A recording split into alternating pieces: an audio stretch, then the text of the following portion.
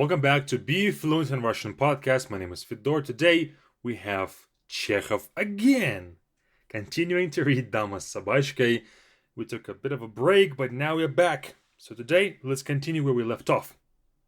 Gurov asked whether Anna Sergeyevna was German or not. And so here's where we left off. Let's continue. Нет, у него, кажется, дед был немец, но сам он православный. No, his grandfather was German, I think, but he himself is Orthodox, meaning Orthodox Christian. So, у него дед был немец. His grandfather was German. So, we don't say, we can say, его дед был немец. Его дед, his grandfather was German. Why do we have у него был? У него дед был немец. It's like he had a grandfather who was German. So the difference between его дед был немец and у него дед был немец is that его дед would kind of point to the grandfather being a German, and that's the main point. That's the main point of, I guess, this sentence. So we care more about the grandfather. But if I say у него дед был, his grandfather was, or he had a grandfather who was a German, then the focus is on him. He had a grandfather who was German. So we kind of are shifting that main point of the sentence from him to his grandfather.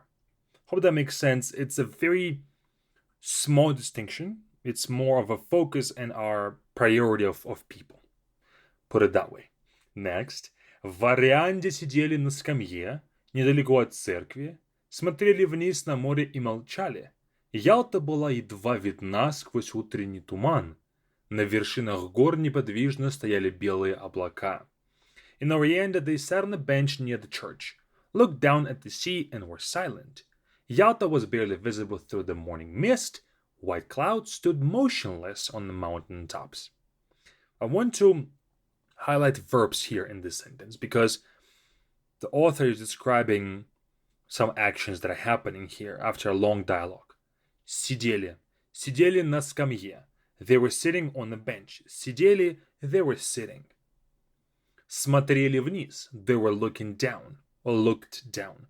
All of these are imperfective verbs. So we are talking about the process. They were sitting, they were looking down, etc. So it's not a fact, it's a process that's been described here. Была видна, was visible. So Yalta была едва видна means Yalta was barely visible. Yalta is a city. Была means, of course, was. And стояли белые облака, stood white clouds. Стояли means that the clouds, typically we say плывут облака, which means that the clouds are swimming or floating. Like плывут is floating in the water, typically. But talking about clouds, we can also say that because they're so steady. They're so kind of, it's one tempo. It's not abrupt, right? So just like kind of slowly floating. Плывут. But стояли облака means that they stood, motionless. Next. Листва не шевелилась на деревьях, кричали цикады, и однообразный глухой шум моря, доносившийся снизу, говорил о покое, о вечном сне, какой ожидает нас. Deep sentence. The leaves did not move on the trees. Cicadas, I think it's either cicadas or cicadas. It's the little insects. Cicadas chirped, and the monotonous, sorry, there's a lot of difficult English words to me, monotonous, muffled noise of the sea coming from below spoke of peace, of the eternal sleep that awaits us. Okay? Deep sentence here. So again, the verbs. Листва не шевелилась. The leaves did not move. Кричали цикады. Cicadas chirped. Кричали means they screamed or they were loud. Кричали. I'm not sure why chirped is used here because кричать is to shout, to scream. And then three adjectives. Однообразный, monotonous. Однообразный means of one type. Однообразный, it's not a varying type. Глухой, muffled. And then вечный. Вечный means eternal or one that lasts forever. So I want to read the sentence again because it's pretty interesting. Листва не шевелилась на деревьях. So the leaves did not move. Кричали цикады, the cicadas chirped. So he's describing this scenery. И однообразный глухой шум моря, and one tone monotonous muffled noise of the sea, доносившийся снизу, coming from below, or coming from the bottom, from below, говорил о покое, spoke of peace, о вечном сне, about eternal sleep, какой ожидает нас, that awaits us. So I'm not sure why he's describing it like that, because, they're talking about something very personal, but now he just goes into description of just kind of this still nature that talks about death almost, right? Which is pretty interesting. Так шумело внизу, когда еще тут не было ни Ялты, ни Орианды. Теперь шумит и будет шуметь так же равнодушно и глухо, когда нас не будет. Again, a very deep sentence. It roared below, or the sea was making this noise below when there was neither Yalta nor Orianda as cities. Now it roars and will roar just as indifferently and dully or muffledly when we are gone. So he's describing this noise of the sea that is going to be the same. It was the same before us when there was no city here. It's the same right now and will be the same. And the sea is so indifferent to your feelings, to what you're thinking right now, to who you are. So it speaks of this eternal sleep, right? Because nature is so much more everlasting compared to a human life. Next. И в этом постоянстве, в полном равнодушии к жизни и смерти каждого из нас кроется, быть может, залог нашего вечного спасения, непрерывного движения жизни на земле, непрерывного совершенства. It's a very philosophical kind of couple of sentences here. And in this constancy, in complete indifference to the life and death of each of us, lies, perhaps, the key to our eternal salvation, the continuous movement of life on earth, continuous perfection. Talking about the nature, right? So it's going to continue after we leave. Равнодушие. Равнодушие means indifference. Равна means same. Душия means soul. So my soul is the same toward this. It doesn't move. So I'm indifferent. Then maybe вечное спасение. Eternal salvation. Вечное спасение. And then finally, непрерывное движение. Continuous movement or movement that's not disrupted. Undisrupted movement. Непрерывное движение. Сидя рядом с молодой женщиной, которая на рассвете казалась такой красивой, успокоенный и очарованный ввиду этой сказочной обстановки, моря, гор, облаков, широкого неба, Гуров думал о том, как, в сущности, если вдуматься, все прекрасно на этом свете. Все, кроме того, что мы сами мыслим и делаем, когда забываем о высших целях бытия, о своем человеческом достоинстве. It's a one-sentence paragraph, okay? It's maybe like, let me see if I highlight this. It's 57 words in one sentence, and this is the translation. Sitting next to the young woman who seemed so beautiful at dawn, calm and enchanted by this fairy tale setting, the sea, the mountains, the clouds, the white sky, Gurov thought about how, in essence, if you think about it, everything is beautiful in this world. Everything except what we ourselves think or do when we forget the higher purpose of existence, our human dignity. Isn't this super deep? It's so deep that I want to read this again and describe each part of the sentence in more detail. Сидя рядом с молодой женщиной, которая на рассвете казалась такой красивой. Sitting next to a young woman who seemed so beautiful at dawn. So he is sitting next to this young woman who was so beautiful at dawn, but maybe now not so beautiful, I think, right? Why would the author describe her that way? Because now probably she is sad and her beauty left her. And as we saw in earlier passages, her features drooped. They kind of fell. They weren't so beautiful anymore, right? Then he describes Gurov. Успокоенный и очарованный ввиду этой сказочной обстановки, море, гор, облаков, широкого неба, calm and enchanted by this fairy tale setting, where they are, right? And then the author describes the sea, the mountains, the clouds, the white sky. So now that he was sitting next to the girl who was so beautiful at dawn, now he is so calm and enchanted by this nature. Гуров думал о том, как в сущности, если вдуматься, все прекрасно на этом свете. Гуров thought about how, in essence, if you think about it, everything is beautiful in this world.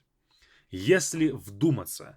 Если вдуматься, думать means to think. And the translation, if you think about it, is not really accurate. Вдуматься means to think into something deeply. To ponder upon something.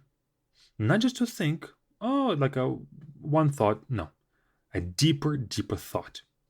You are analyzing that topic. Вдуматься. To kind of think deeply. Все прекрасно на этом свете. Everything is beautiful and amazing and wonderful in this world. Все, кроме того, что мы сами мыслим и делаем. Everything except what we ourselves think and do. Когда забываем о высших целях бытия. When we forget about the higher purpose of existence. О своем человеческом достоинстве. About our human dignity. So, everything is beautiful besides what we think and do when we forget about that beauty. In our everyday life, it's kind of easy to just think about your earthly problems.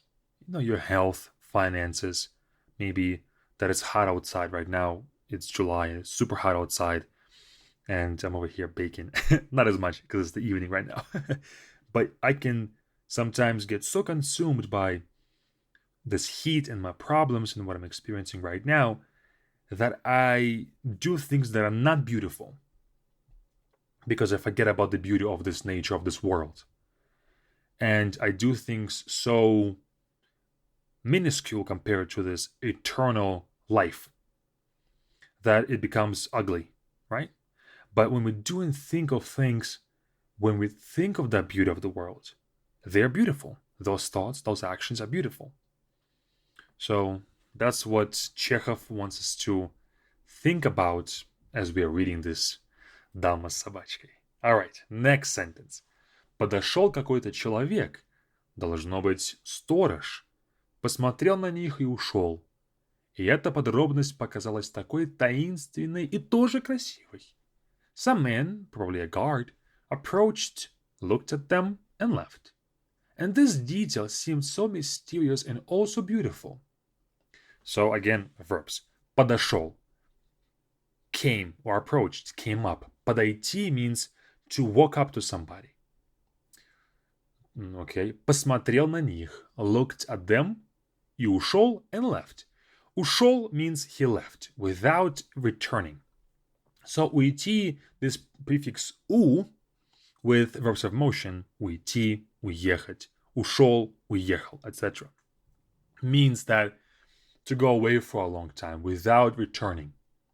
For example, my wife's friends were here yesterday and then we drove them to the airport. I can say они улетели. Улетели. So лететь means to fly, у means away. They came to visit us and now they left. Of course, they might return to where we live, right? But right now, I don't want to talk about that. I want to say that they have left. Okay, so ушел means he left. and then показалось, seemed, or appeared to be. So, when you're in the moment of bliss and you're thinking about nature and how beautiful everything is, everything that happens, even that humans and people do, seems so divine as well. Why that happens, I don't know, but I also notice this sometimes when I feel, oh yeah, I'm one with nature. Everything else seems to be one with nature all of a sudden too. Next sentence. Видно было, как пришел пароход из Феодосии, освещенный утренней зарей, уже без огней. You could see how a steamer from Feodosia arrived, illuminated by the morning dawn, already without lights. Next. Роса на траве, сказала Анна Сергеевна после молчания. Dew on the grass, said Anna Sergeyevna after a silence. Да, пора домой. Yes, time to go home. Пора means it's time to. Домой means home. It's time to home, like that. So we kind of are skipping to go, because it's kind of obvious, right? To head home. Пора домой means it's time to go home. And I'm thinking as well, if you want to say it's time to go to work, it's time to go somewhere, you can just simply say пора, and then put that word, I guess, in, hold on, let me think, in accusative case. So I can say пора на работу. It's time to go to work. Пора в школу. It's time to go to school. Пора на тренировку. It's time to go to the practice. To practice. So, yeah. Они вернулись в город. They returned to the city.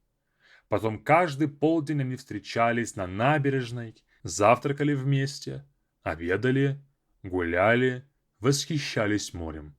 Then every noon they met on the embankment, had breakfast together, dined. Well, обедали also, it says, had breakfast together, had lunch together, гуляли, walked around, восхищались морем, admired the sea. So even though they had this a bit of a odd moment between them, they still every noon they would still meet up and have breakfast and lunch.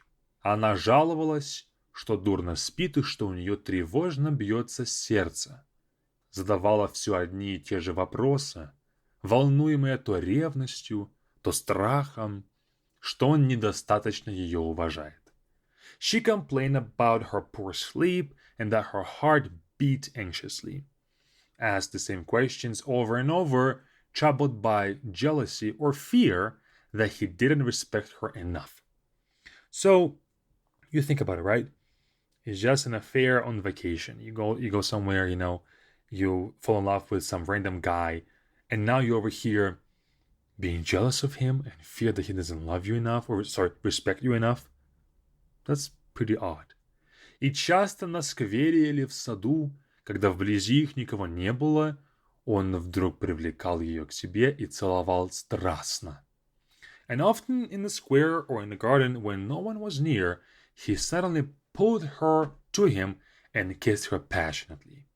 Страстно целовал, страстно means he kissed her passionately, and страстно is passionately.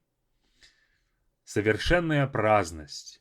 Эти поцелуи среди белого дня, с оглядкой и страхом, как бы кто ни увидел, жара, запах моря и постоянное мелькание перед глазами праздных, нарядных, сытых людей точно переродили его.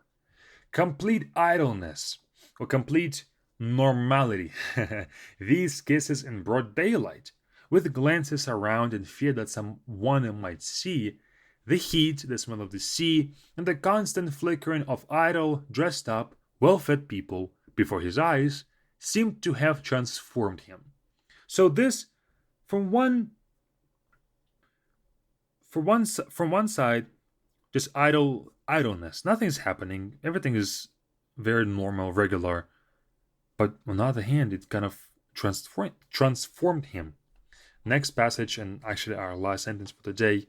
Он говорил Анне Сергеевне о том, как она хороша, как соблазнительна, был нетерпеливо страстен, не отходил от нее ни на шаг, а она часто задумывалась и все просила его сознаться, что он ее не уважает, нисколько не любит, а только видит в ней пошлую женщину. He told Anna Sergeyevna how good she was, how seductive, was impatiently passionate, did not leave her side, and she often pondered and kept asking him to admit that he did not respect her, did not love her at all, but only saw a vulgar woman in her. So, think about this.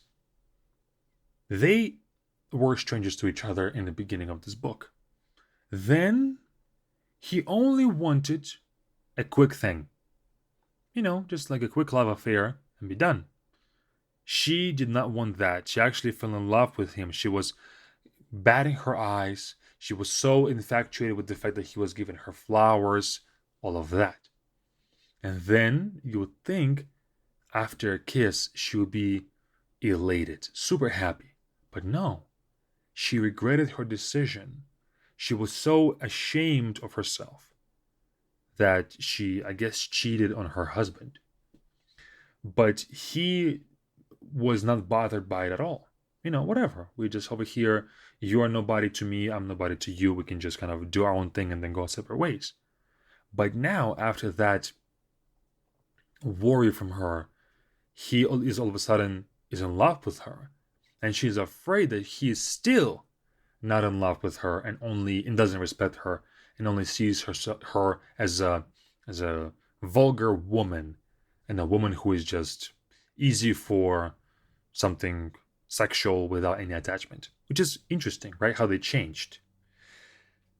Let's read this whole thing over again, what we have read in this podcast, so we can kind of wrap it all up. Нет, у него, кажется, дед был немец, но сам он православный. В Орианде сидели на скамье, недалеко от церкви, смотрели вниз на море и молчали. Ялта была едва видна сквозь утренний туман, на вершинах гор неподвижно стояли белые облака. Листва не шевелилась на деревьях, кричали цикады, и однообразный глухой шум моря, доносившийся снизу, говорил о покое, о вечном сне, какой ожидает нас. Так шумело внизу, когда еще тут не было ни Ялты, ни Орианды. Теперь шумит и будет шуметь так же равнодушно и глухо, когда нас не будет. И в этом постоянстве, в полном равнодушии к жизни и смерти каждого из нас кроется, быть может, залог нашего вечного спасения, непрерывного движения жизни на земле, непрерывного совершенства. Сидя рядом с молодой женщиной, которая на рассвете казалась такой красивой, успокоенный и очарованный ввиду этой сказочной обстановки, моря, гор, облаков, широкого неба, Гуров думал о том, как в сущности, если вдуматься, все прекрасно на этом свете. Все, кроме того, что мы сами мыслим и делаем, когда забываем о высших целях бытия, о своем человеческом достоинстве. Подошел какой-то человек, должно быть, сторож, посмотрел на них и ушел. И эта подробность показалась такой таинственной и тоже красивой. Видно было, как пришел пароход из Феодосии, освещенный утренней зарей, уже без огней.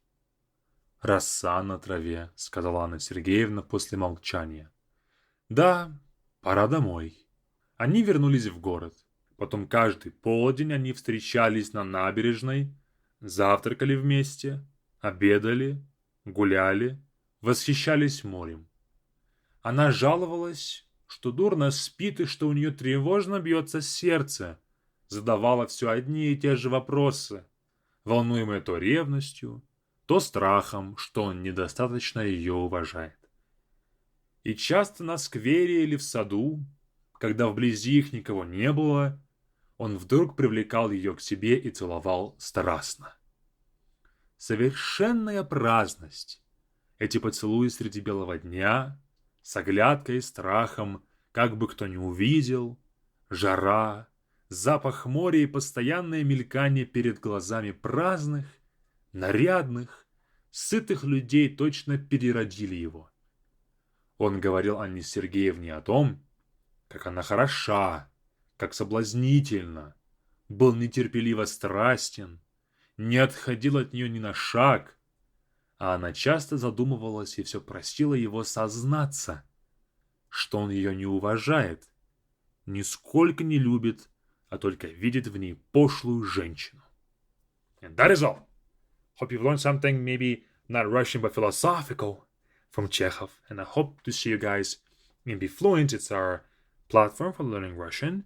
We have a number of different courses, exercises, all of that to help you learn Russian, to help you speak Russian to your best friends, to your friends, family, to the most loved people in your life. Check it out with the first link in the bio or in the description to this podcast. And I'll see you all in the next one. Пока-пока.